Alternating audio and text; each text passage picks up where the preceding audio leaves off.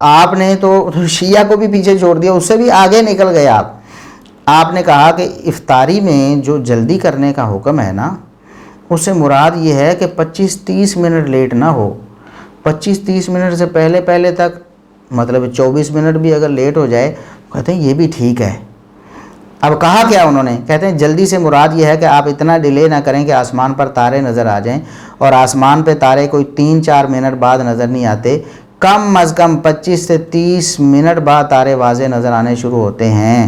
جلدی سے مراد یہ ہے کہ اتنا روزہ ڈیلے نہ کریں کہ آسمان پہ تارے نظر آ جائیں، اور آسمان پہ تارے کو 3-4 منٹ کے بعد نظر نہیں آتے ہیں، کم از کم 25 سے 30 منٹ کے بعد تارے واضح نظر آنا شروع ہوتے ہیں۔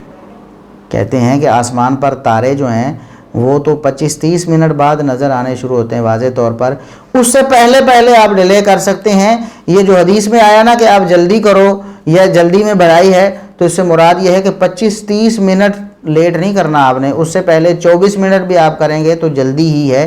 آپ اس حدیث کے مصداق بھی بن جائیں گے، اس حدیث پر عمل بھی آپ کا ہو جائے گا، اس حدیث کی مخالفت بھی لازم نہیں آئے گی۔ اندازہ کریں مرزا صاحب، یہ آپ اہل سنت تو کیا شیعہ کا بھی موقف نہیں ہے، آپ نے یہ موقف کہاں سے گھڑ لیا؟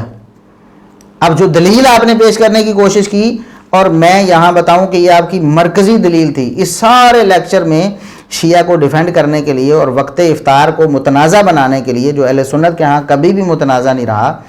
سب کہتے ہیں کہ جلدی کرنا چاہیے، اور 2-3 منٹ تک مطلب احناف نے اگر کہا ہے تو وہ بھی غلطی ہے، ہم اسے بھی درست نہیں سمجھتے۔ تو آپ نے 24 منٹ تک پوری امت کو ٹرک کی بتی کے پیچھے لگا دیا، اور مطلب وہ لوگ کہیں گے کہ 24 منٹ تک تاخیر ہو سکتی تو شیعہ بیچارے 10 منٹ کرتے ہیں، ان کا کیا قصور ہوا؟ تو آپ نے ایک بڑا مطلب بلنڈر کیا، لوگوں کو بتایا کہ یہ جو تاخیر کرنے سے منع کیا گیا ہے نا، اس تاخیر پر جو وعید کی گئی ہے وہ وعید تو ہے 25-30 منٹ لیٹ کرنا۔ اگر 23-24 منٹ تک اگر کوئی لیٹ کر لیتا ہے تو کوئی حرج نہیں۔ آپ نے کہا کہ جلدی سے مراد یہ ہے کہ آپ اتنا 25-30 منٹ ڈیلے نہ کریں۔ پھر اسی طرح آپ نے کہا 25-30 منٹ ڈیلے کر دینا اس چیز کی ممانت ہے، اور یہ یہود و نصارہ کا طریقہ ہے۔ جو اہل تشیع کا معاملہ ہے 8 سے 10 منٹ والا، وہ اس کیٹاگری میں فال نہیں کرتا۔ 25-30 منٹ ڈیلے کر دینا اس چیز کی ممانعت ہے، اور یہ یہود و نصارہ کا طریقہ ہے۔ جو اہل تشیع والا معاملہ ہے 8 سے 10 منٹ والا، وہ اس کیٹیگری میں فال نہیں کرتا۔